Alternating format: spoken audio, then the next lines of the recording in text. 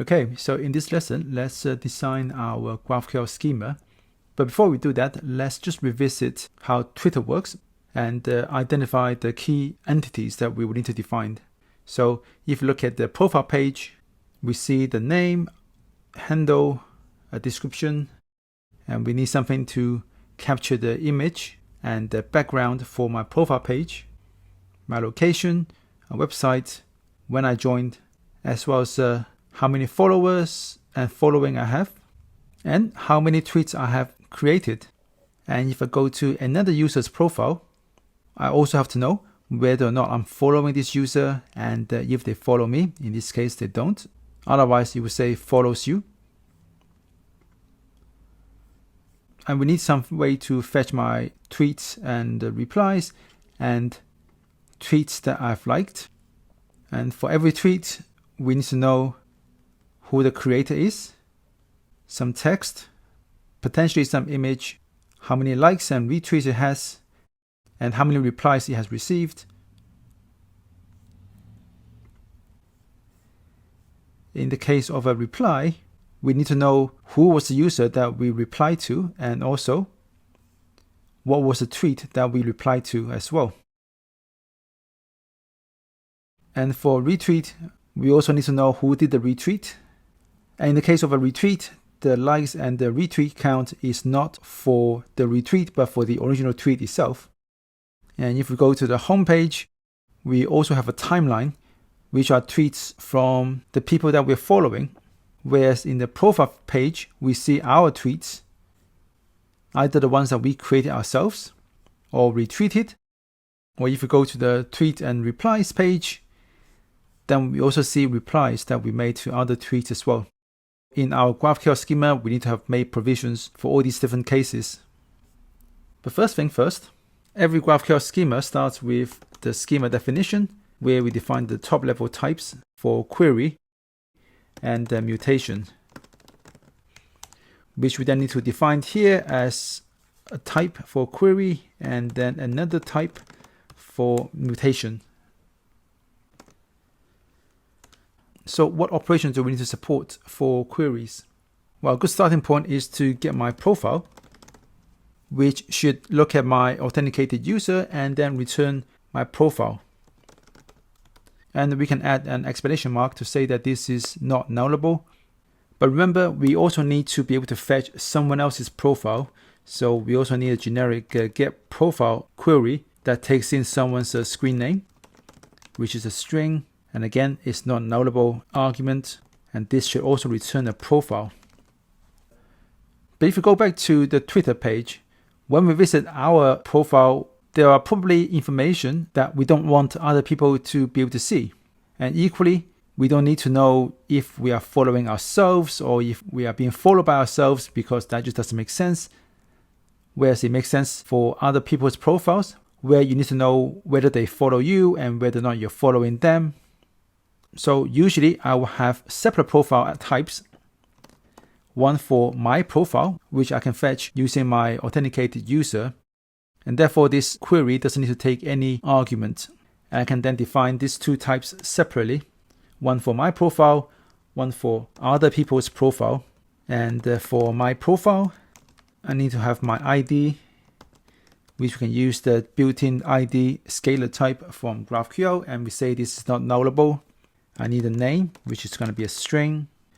The screen name, also a string. We also need to know the URL for the profile image as well as the background image.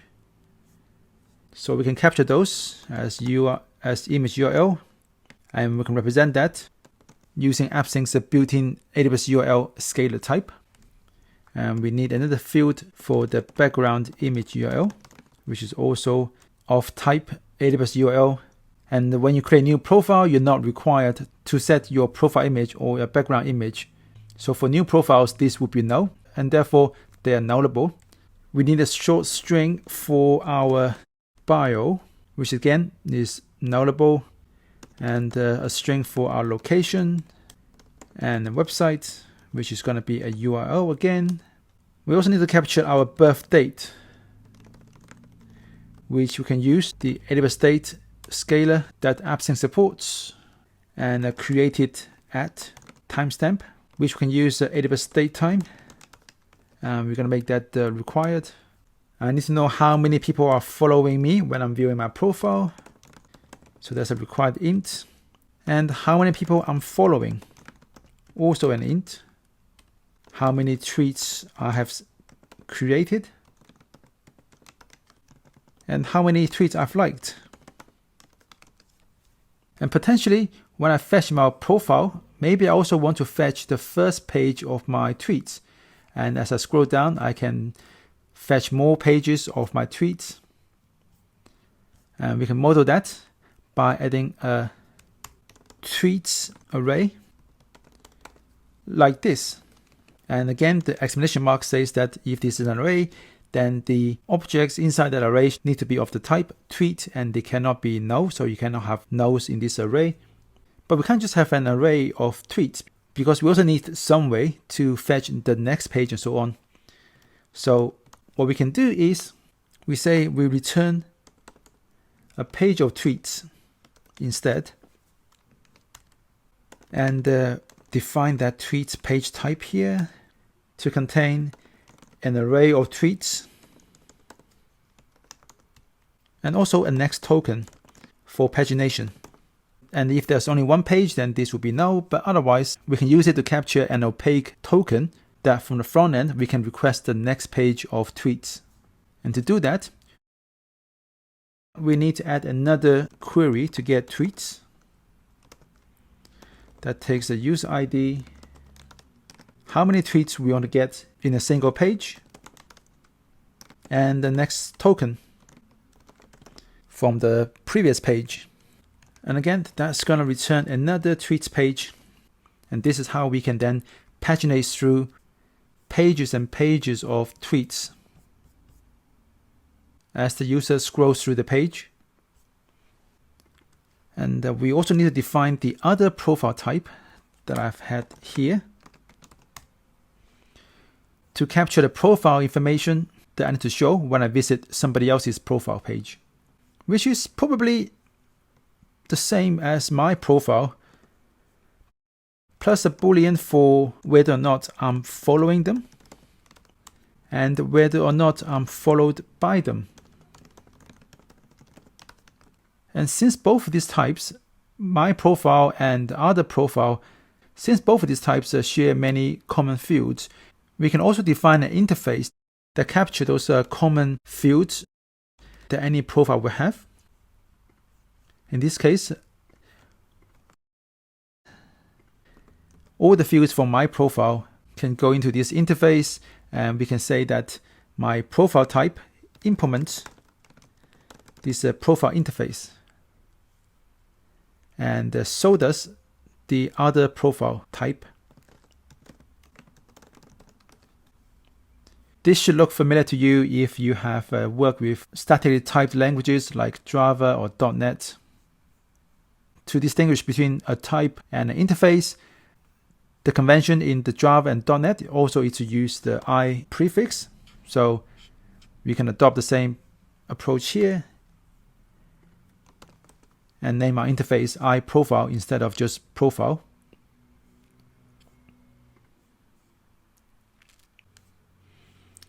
And we still need to define the type for tweet.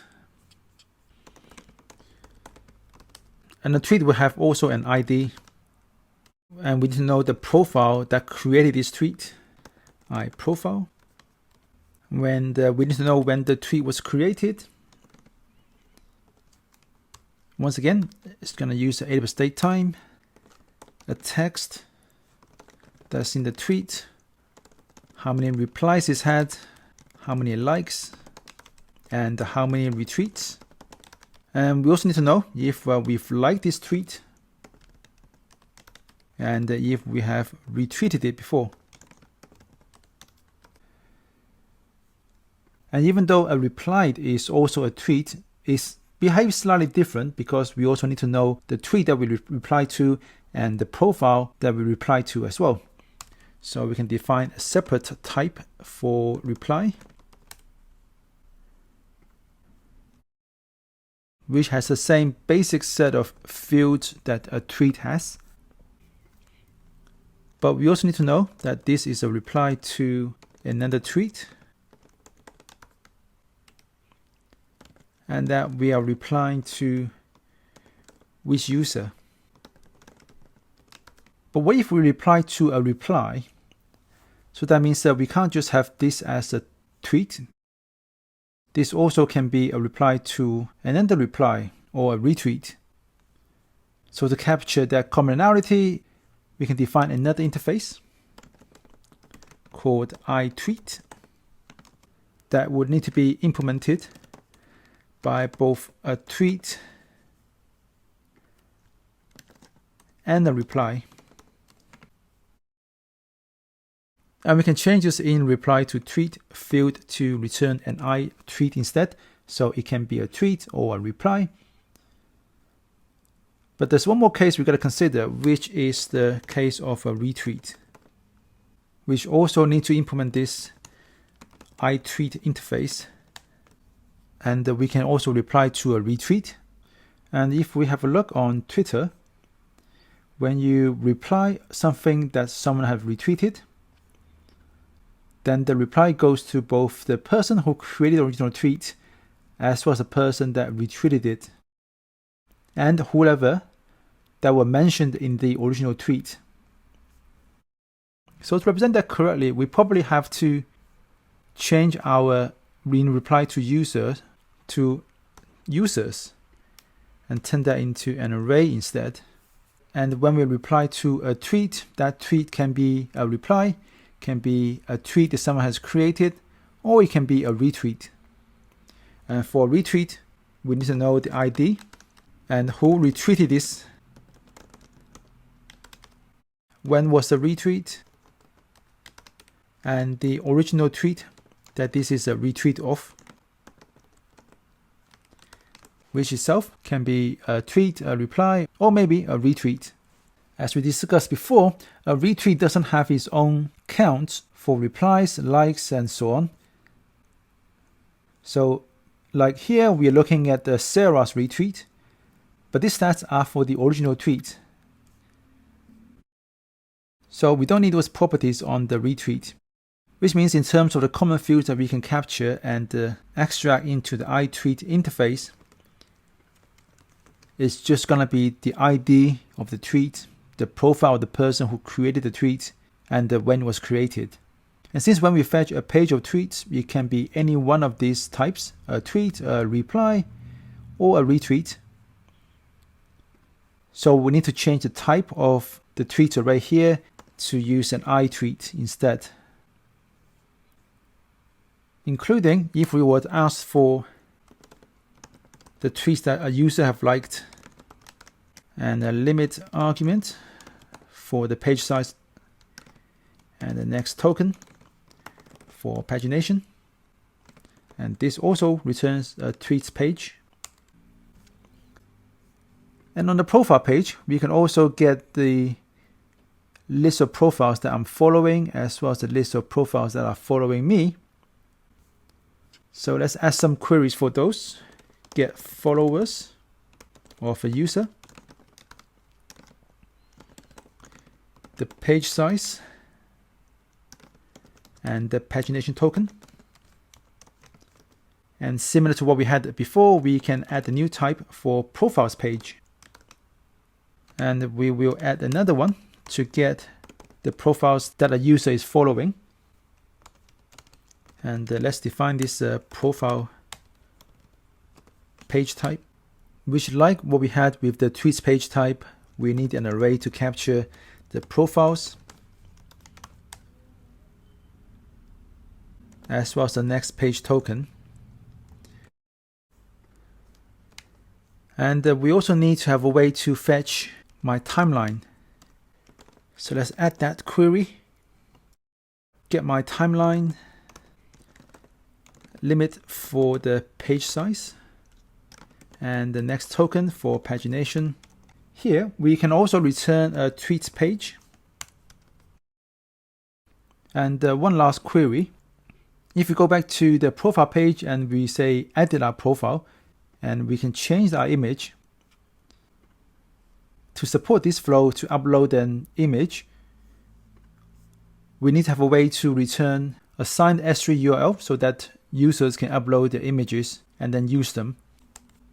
Let's add another getImageUpload URL query that takes in the extension of the file you want to upload and the content type, and returns an AWS URL. So those are all the queries we need. What about for mutations? Well, we're going to need to have some way to edit our profile. Edit my profile. And after I'm done, I should return a new profile. And if you look at the property that's available in the iProfile type,